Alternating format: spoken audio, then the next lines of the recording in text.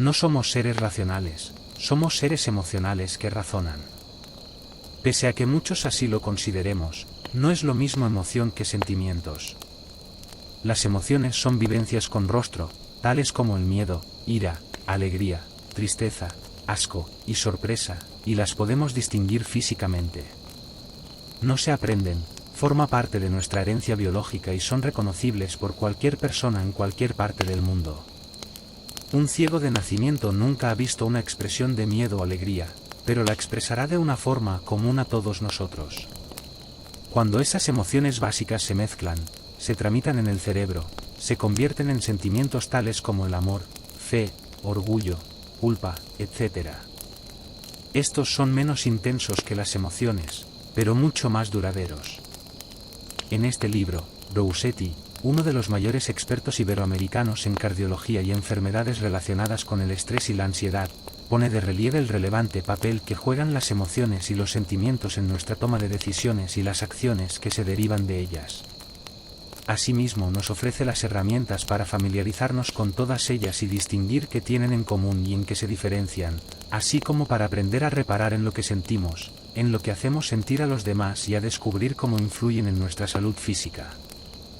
Es frecuente que alguien elabore una explicación racional sobre una decisión determinada, cuando en realidad la mayoría de veces esa decisión es simple y llanamente el resultado del deseo impulsado por las emociones y los sentimientos más profundos, y en algunos casos, ocultos en nuestro inconsciente.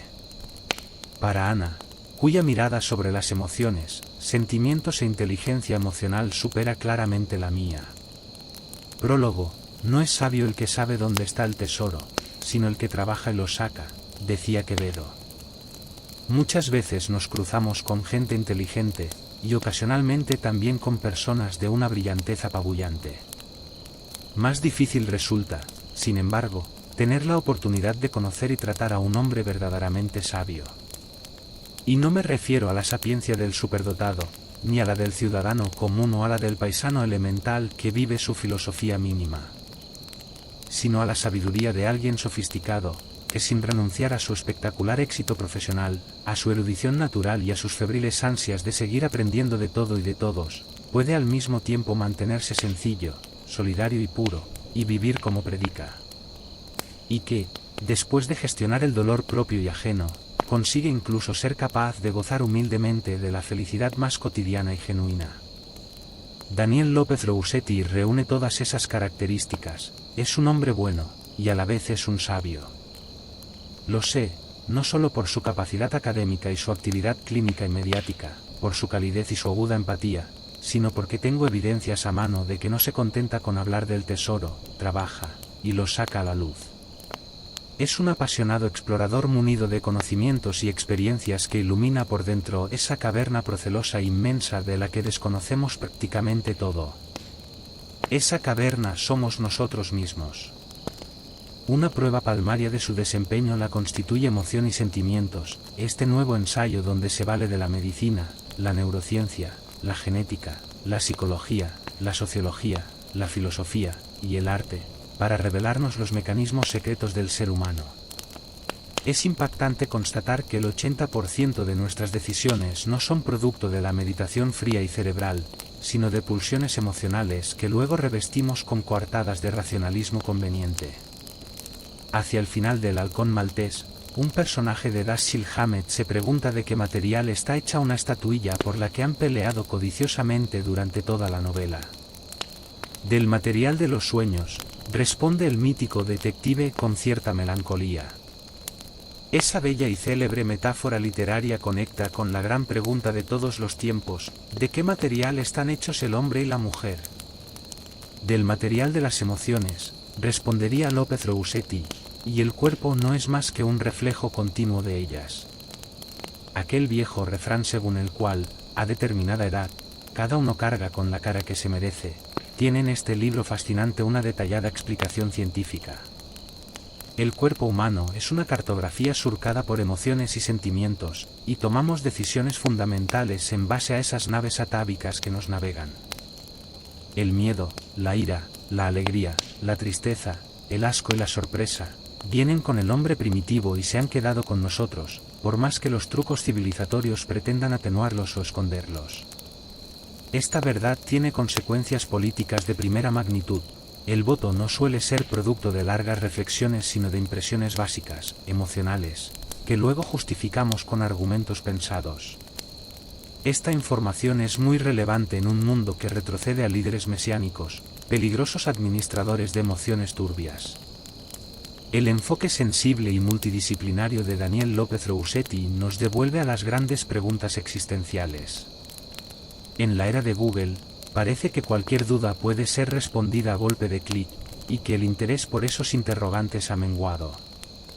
López Rousetti nos vuelve a despertar el apetito intelectual con un tratado lleno de respuestas didácticas y asombrosas, que coloca a Darwin y su psicología emocional de la evolución como una suerte de padre de Sigmund Freud, y echa mano de Osiris, Séneca y Shakespeare, para dilucidar la intimidad del teatro humano. Por ese camino, descifra la sonrisa más enigmática de la historia de la pintura, y explica cómo la demencia influyó positivamente sobre Ravel para componer su legendario bolero. El autor califica la emoción como algo ancestral y automático, y define el sentimiento como un sistema procesado, con sus múltiples manifestaciones. Amor, odio, fe, culpa, vergüenza, envidia y celos. Y pone el dedo en la llaga cuando habla de analfabetismo emocional. Nos han enseñado múltiples materias en el colegio, desde física y aritmética, hasta geografía. Pero nadie nos enseñó esa gran asignatura pendiente, la detección y el manejo de las emociones. Nuestra educación sentimental es muy pobre, y por eso nos pasamos la vida tratando de conectarnos con nuestros sentimientos más recónditos, e intentando, a veces en vano, saber lo que realmente queremos, y lo que pretenden los demás en relación con nosotros, sus demandas fantasmales. En lo que respecta al amor romántico y pasional, López Rousetti es particularmente lúcido, y capaz de describir por dentro ese maravilloso y aterrador proceso incierto, sanador, alucinógeno, y a veces tóxico y enajenante. Aprendemos en estas páginas que tenemos un cerebro moderno y un corazón antiguo. Que no somos seres racionales, sino seres emocionales que razonan.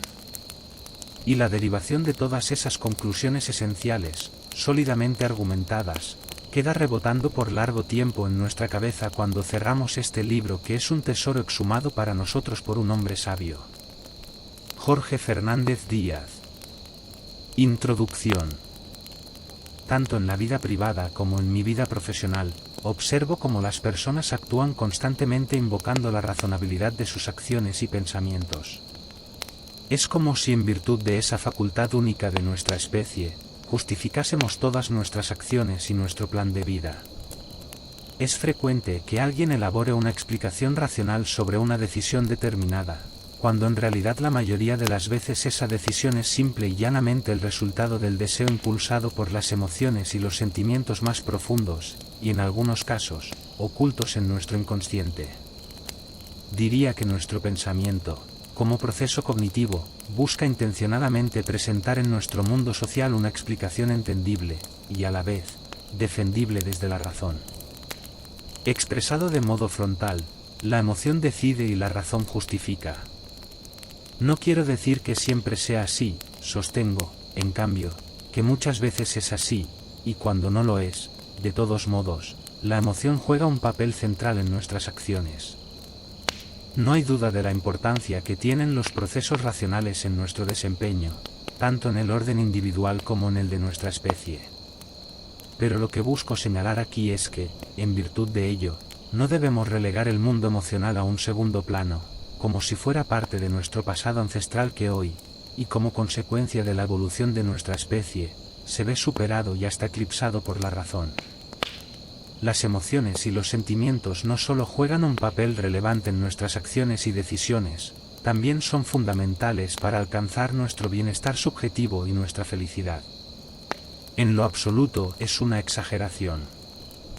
Es más, toda decisión racional será equivocada si no tiene en cuenta nuestras emociones y sentimientos.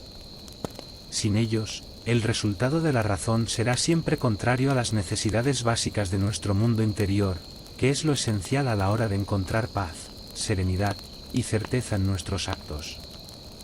Quiero enfatizar aún más esta noción señalando que la razón es un proceso absolutamente esencial, pero resulta imprescindible que en su dinámica, consideremos los cimientos emocionales que nos determinan. Un adecuado equilibrio entre la razón y la emoción es la única alternativa para alcanzar el bienestar personal y un adecuado desempeño en el mundo social, en el cual convivimos e interactuamos, en ese camino de ida que es la vida. Pero si me sintiera presionado a elegir, me quedaría con la emoción. Millones de años de evolución no pueden equivocarse. Es por eso que comienzo este libro con la historia de David y Goliat, donde la fe, considerada como sentimiento, resulta determinante para David. En los sucesivos capítulos, nos familiarizaremos con el mundo de nuestras emociones y sentimientos, y lograremos distinguir qué tienen en común y en qué se diferencian. Analizaremos además la importancia de cada uno. Lenta pero progresivamente, definiremos aquellos términos que nos permiten identificar las emociones y los sentimientos en nosotros, y en quienes nos rodean. Aprenderemos a reparar en lo que sentimos y en lo que les hacemos sentir a nuestros seres queridos y a la red social en la cual estamos inmersos, profunda e íntimamente relacionados. Veremos una a una las llamadas emociones básicas y nos detendremos en los sentimientos más comunes. Abordaremos un tema por lo demás interesante y determinante para nuestra salud física, la influencia de las emociones y los sentimientos sobre nuestro sistema cardiovascular, sobre nuestro corazón, un lugar donde el sufrimiento se hace carne. Analizaremos nuestra capacidad en la toma de decisiones y observaremos en qué medida esas decisiones son determinadas por nuestro legado emocional, algo fascinante y sorprendente. Como una suerte de conclusión, nos ocuparemos de una cuestión muy cara a nuestros intereses, la felicidad. No bastará con leer los próximos capítulos, habrá que sentirlos. Cuando hablemos de ira, miedo, alegría, amor, odio, celos o envidia, no estaremos haciendo referencia a temas abstractos o que nos resulten ajenos. Estaremos mirando los cimientos que nos constituyen, dan color y sonido a nuestra vida. Reparar en ellos nos permitirá saborearlos intencionadamente, evitarlos cuando nos dañen y procesarlos en nuestra intimidad cuando sea necesario por exigencia de las circunstancias. Tal vez debamos sentir más y pensar menos. Me anima un único interés en este sendero de tinta, colocar la emoción y los sentimientos en su justo lugar, en una suerte de elogio de ambos, para que quede claramente expresado y justificado que no somos seres racionales, somos seres emocionales que razonan, que no es lo mismo. Cordialmente, Daniel López Rossetti. Capítulo 1. Color, sonido, razón, emoción y sentimiento. Rojo, amarillo, azul. Rojo, amarillo y azul son los colores primarios cuyas mezclas dan origen a todos los colores de la naturaleza y a todos nuestros colores. Do, re, mi, fa, sol, la, si. Do, re, mi, fa, sol, la y si son las 7 notas básicas que al combinarse dan origen a todos los sonidos y a toda nuestra música. Miedo, ira, alegría, tristeza, asco y sorpresa. Las 6 emociones básicas que dan origen a todos los sentimientos. Solo 3 colores, todos los colores. Solo 7 notas, toda la música. Solo 6 emociones, todos los sentimientos. Sucede que, misteriosa y maravillosamente, el complejo universo está constituido por pocos elementos cuya combinación nos entrega todas las variables posibles de la existencia. El oxígeno, el nitrógeno, el hidrógeno, el carbono, el hierro, el cobre, el plomo, el oro, la plata, y otros pocos elementos más de la naturaleza se combinan con sabiduría para dar vida a todo lo que hay. Y de ahí surgen los colores y los sonidos, y de todo ello, en algún momento, tiene lugar un milagro, la vida. Llama la atención cómo tan pocas cosas constituyen el todo. Luego la evolución hizo su lento trabajo, y aquí estamos. Fue así como desde la simpleza de la célula más elemental esa otra dimensión del universo, el tiempo, esculpió un nuevo y recién llegado protagonista. Hablamos del cerebro humano. El cerebro y el cuerpo. ambos integrados en una misma realidad indisoluble. Acorde con esa lenta y azarosa evolución biológica, se sumaron escalones en el desarrollo de la vida, al sonido y a los colores se agregó la resonancia de algo nuevo, las emociones. En algún momento, no sabemos bien cuándo, tomamos conciencia de nuestra existencia. La conciencia hizo pasar los colores y sonidos primigenios por el prisma de la mente, y las emociones estallaron en la complejidad de los sentimientos. Porque eso somos fundamentalmente, emociones y sentimientos que se entrelazan con la razón y el pensamiento para construir un algo, que de manera inevitable, se expande. La esencia del ser humano. David y Goliat, la fuerza de la fe. Una historia mítica solo comparable a la épica griega de la Ilíada y la Odisea, que tuvo lugar hace unos 3000 años. Su impronta ha teñido a las tres grandes religiones monoteístas, el judaísmo, el cristianismo y el islam. David fue para el judaísmo la instauración del linaje real que sienta las bases para la formación del Estado en Jerusalén. Para los cristianos, David es ancestro del Mesías, pertenece a su linaje. Para el Islam, David es uno de los profetas del Corán, para quien Alá reveló los salmos divinos del Zabur, a los que consideran la única revelación divina no contaminada por el hombre. Las tres grandes religiones monoteístas nacieron en un mismo lugar, Jerusalén, donde a pocos metros entre sí coexisten el santo sepulcro de los cristianos, el muro de los lamentos de los judíos, y el domo de la roca de los musulmanes. Los tres nacidos de una misma cuna. Cuenta la leyenda que hace 3000 años los filisteos, pueblo del mar hostil a los judíos, se instalaron al suroeste de Canaán, entre el mar Mediterráneo y el río Jordán, lo que en la actualidad es la Franja de Gaza. Bajo el reinado del rey Saúl, Israel entró en guerra con los filisteos y nació una de las historias más recordadas, la de un simple pastor que vence a un gigante. El libro de Samuel la cuenta así. De pronto, de entre las filas de los filisteos salió un guerrero como de 3 metros de estatura. Se llamaba Goliat y era de la ciudad de Gat. En la cabeza llevaba un casco de bronce, y sobre su cuerpo una coraza, también de bronce, que pesaba 55 kilos. Del mismo metal eran las placas que le protegían las piernas y la jabalina que llevaba al hombro.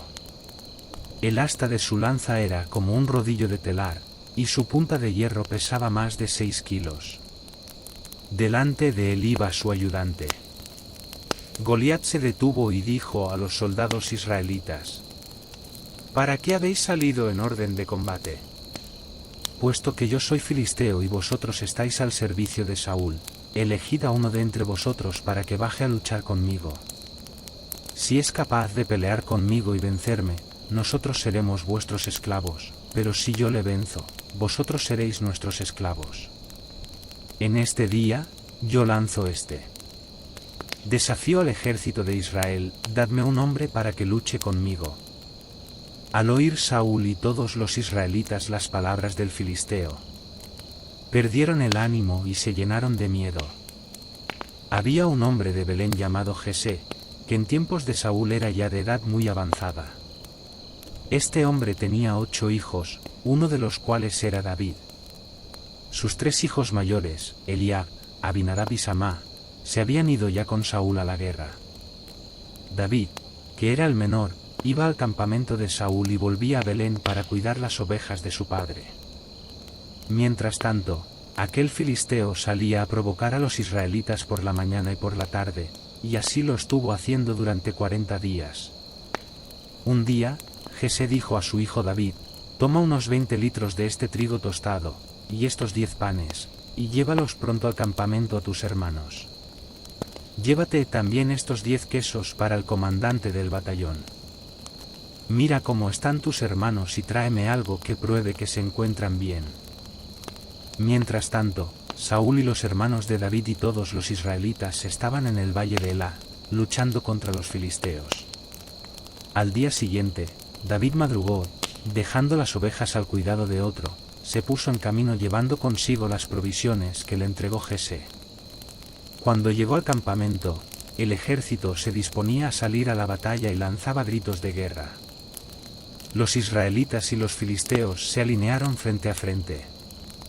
David dejó lo que llevaba al cuidado de él, y encargado de armas y provisiones, y corriendo a las filas se metió en ellas para preguntar a sus hermanos cómo estaban. Mientras hablaba con ellos, aquel guerrero filisteo llamado Goliat, de la ciudad de Gat, salió de entre las filas de los filisteos y volvió a desafiar a los israelitas como lo había estado haciendo hasta entonces. David lo oyó.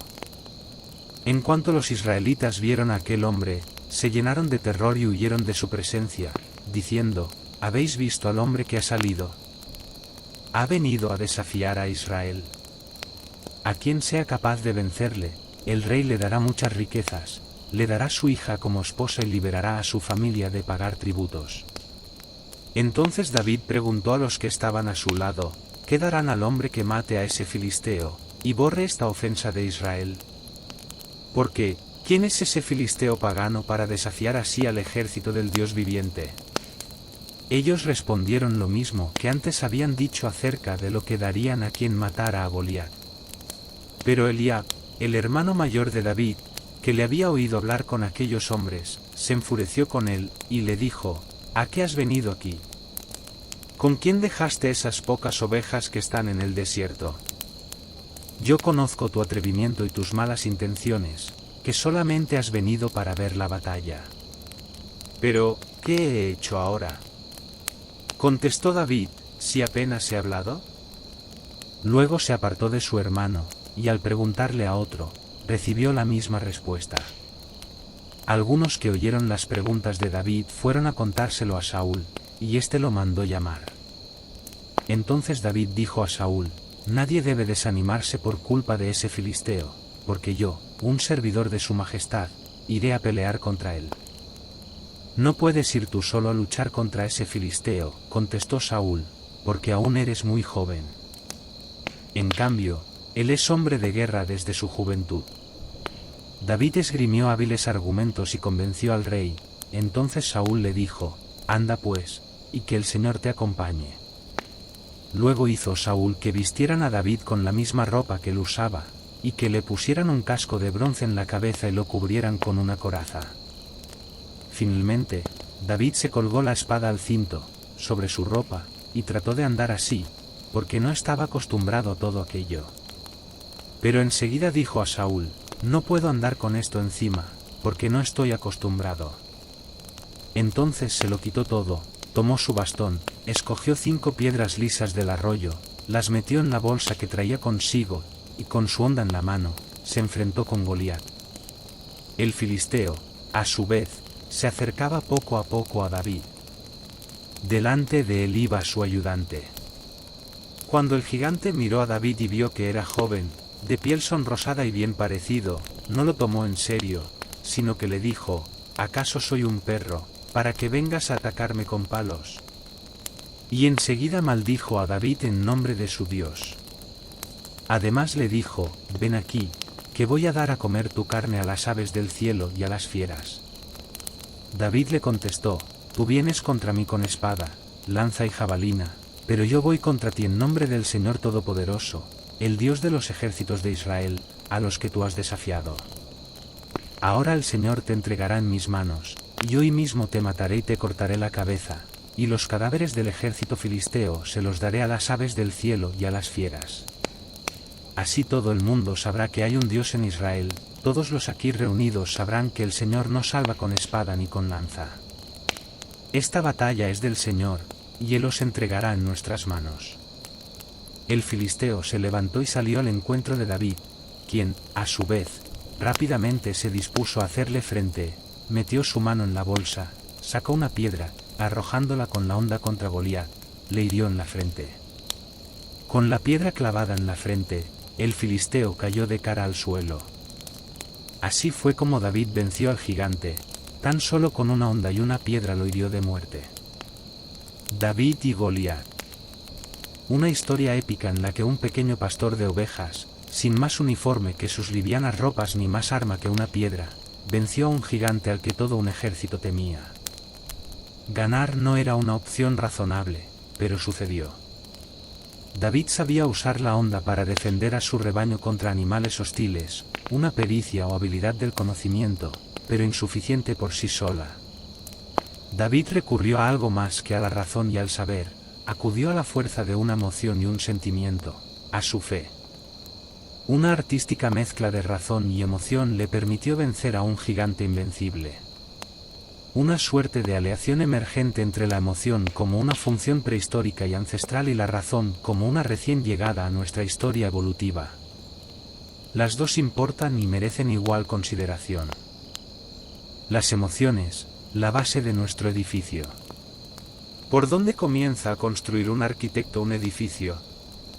¿Lo hace por la planta baja o por el piso número 10? La respuesta es obvia, lo hace de abajo hacia arriba. Ahora imaginemos por un momento que ese edificio de 10 pisos es la sede central de una importante empresa. ¿Dónde se ubicará el salón de la junta directiva? ¿Dónde estará el despacho de la presidencia de la empresa? ¿Dónde se distribuirán los despachos de las principales gerencias? La respuesta es que lo harán seguramente en los pisos superiores, mientras que la planta baja y el subsuelo estarán destinados a la portería y a los servicios de mantenimiento. Se podría aceptar entonces la siguiente afirmación: las funciones más importantes se encuentran en los pisos más altos. Es ahí donde la junta directiva decide, piensa y planea estratégicamente. ¿Y si acaso alguien quisiera destruir el edificio, dónde pondría la bomba? ¿En la planta baja, donde se encuentran los cimientos, o en el piso número 10? Una vez más la respuesta es obvia, en la planta baja. Destruyendo los cimientos, se derrumbará todo el edificio. Bueno, abajo es donde están las emociones. Hay un parecido entre la construcción de un edificio y el desarrollo del sistema nervioso. Nuestros antecesores más lejanos no pensaban en viajar al espacio, no eran capaces de realizar abstracciones, no formulaban cuestionamientos filosóficos, y, sin embargo, ya sentían emociones básicas tales como miedo, ira o alegría. Esto significa que, en nuestra evolución, a través de millones de años, las emociones anteceden largamente a nuestra capacidad de pensar, están en el piso de abajo del edificio. Podríamos entonces afirmar que tenemos una prehistoria emocional y una novedad racional. Hemos sentido mucho tiempo antes de que apareciera nuestro primer pensamiento. En esto se asemejan la evolución de las estructuras cerebrales y la construcción de un edificio. Las funciones más elementales y básicas, las emociones, aparecieron en nuestra especie, al igual que la planta baja de un edificio, mucho antes que el piso número 10. Solo después y con la lentitud del tiempo de la evolución de nuestra especie desarrollamos nuestro sistema nervioso central, con nuevas estructuras cerebrales que agregaron funciones más complejas de la mano del pensamiento.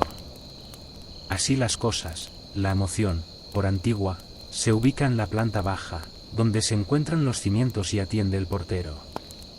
Continuando con esta misma metáfora, digamos que, así como la destrucción de los cimientos en la planta baja es capaz de derribar todo el edificio, las alteraciones emocionales echarán por tierra todos los esfuerzos racionales por alcanzar la felicidad, el bienestar y el éxito.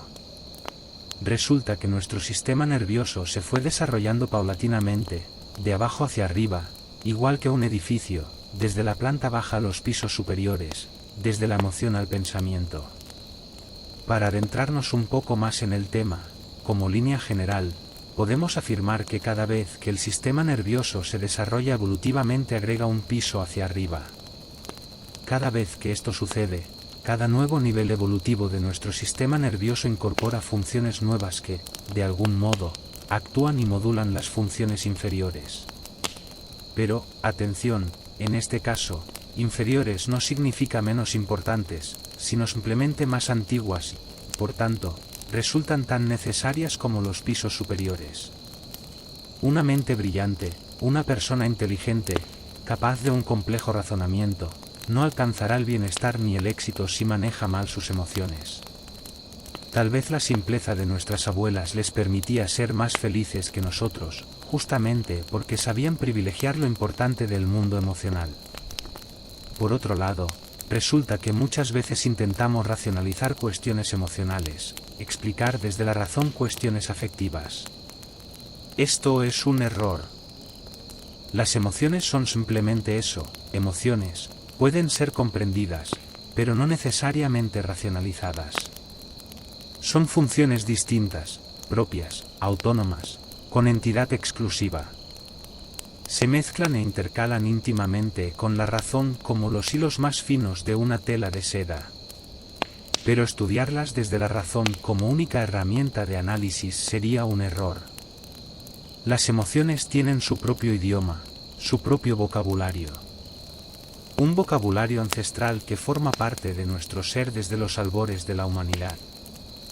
Los circuitos de la emoción y la razón. Las funciones cerebrales relacionadas con la razón y con la emoción tienen localizaciones y circuitos neuronales discretamente diferentes.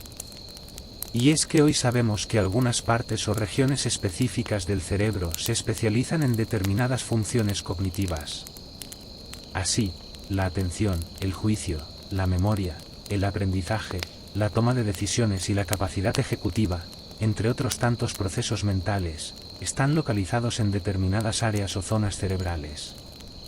Algo semejante ocurre con los procesos emocionales. Por ejemplo, el miedo y sus variables, como son los cuadros de ansiedad, tienen circuitos cerebrales muy bien estudiados.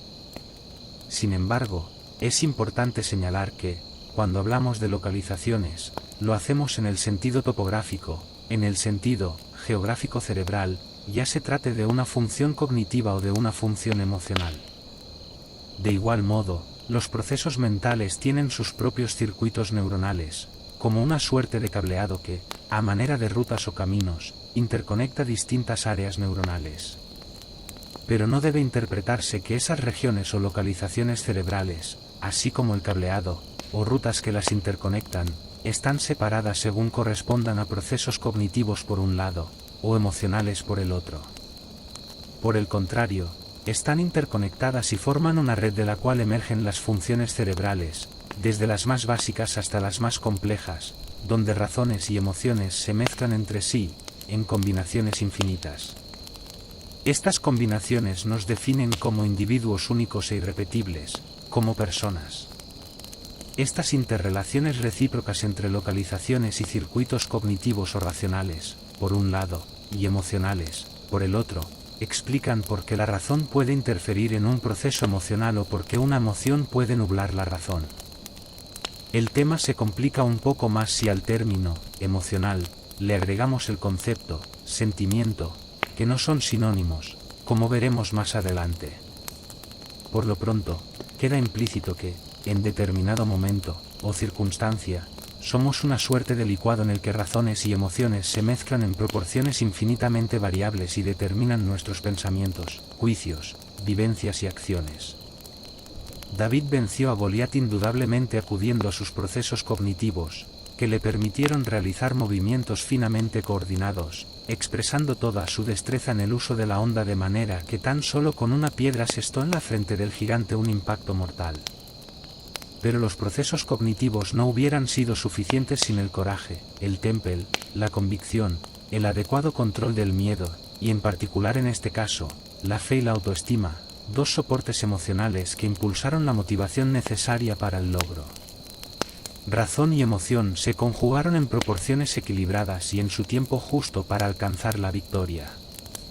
Quiero especialmente enfatizar la importancia de la emoción y los sentimientos, así como también la toma de conciencia e identificación de ellos para luego expandirlos y optimizar nuestra vida personal y social. Hemos hecho mención a los procesos cerebrales cognitivos y emocionales, y si bien señalamos que somos el resultado de la interacción entre ellos, no deja de ser menos cierto que son funciones diferentes. El reconocimiento de cada una de nuestras emociones y de cada uno de nuestros sentimientos, su adecuada comprensión y manejo, constituye la clave para alcanzar el equilibrio entre la razón y la emoción, para lograr el bienestar personal. La emoción y la razón en el tiempo. La emoción nos habita desde el comienzo, de ahí lo ancestral de la emoción y su importancia en nuestra historia. Nuestra raíz evolutiva es por mucho, básicamente emocional. Nuestro edificio de 10 pisos tiene los primeros 9 de emoción y solamente el número 10 corresponde a la razón. Sin embargo, y claro está, somos el resultado evolutivo que entrelaza de forma íntima la emoción y la razón. Durante el final de nuestro desarrollo evolutivo, la aparición de la razón permitió el explosivo desarrollo humano. La ciencia y la técnica lograron en casi nada de tiempo lo que era inimaginable. Resulta comprensible que el hombre se sintiera exultante sobre el resultado de su capacidad de razonamiento, de su lógica, su ciencia y su técnica. Así, la técnica humana convirtió en realidad todas aquellas cosas que antes solo habitaban en el dominio de los sueños y la fantasía. Vivimos en un mundo donde se sobrevaloran la razón y los resultados racionales y lógicos de nuestras acciones, sin saber que ese no es el camino del bienestar. Vivimos en un mundo de educación racional y descuidamos imperdonablemente ese otro aspecto básico de nuestro ser, las emociones y los sentimientos. Este es un llamamiento a esa otra inteligencia, esa inteligencia de la gente simple, que encuentra en lo cotidiano todo lo que realmente necesita para vivir. La ciencia demuestra que las emociones y los sentimientos son resultado de la función cerebral. Eso es verdad, pero también lo es que se sienten en el cuerpo, y si en un lugar buscan resguardo, sin duda es en el corazón. Suena un tanto poético, puede ser, pero también es científicamente cierto.